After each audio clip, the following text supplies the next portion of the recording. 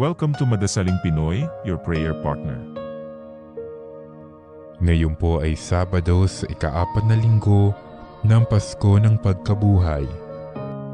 Ang mabuting balita ng Panginoon ayon kay San Juan.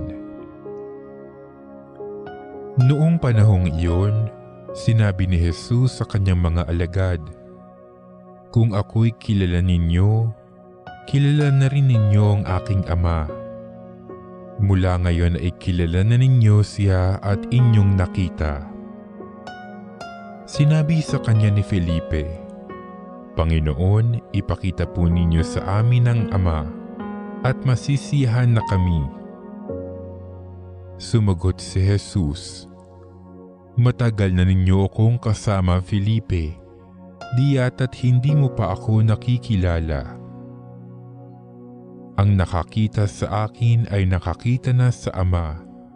Bakit mo sinasabing ipakita mo sa amin ang Ama?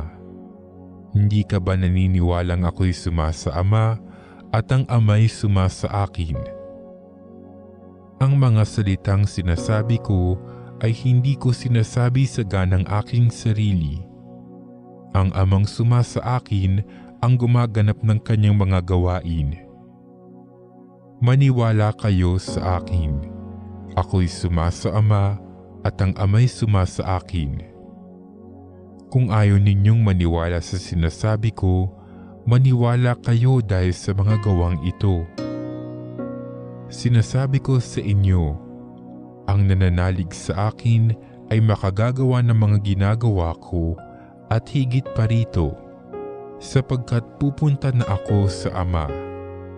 At anumang hilingin ninyo sa Ama sa aking pangalan ay gagawin ko upang maparangalan ng Ama sa pamamagitan ng Anak. Gagawin ko ang anumang hihilingin ninyo sa pangalan ko."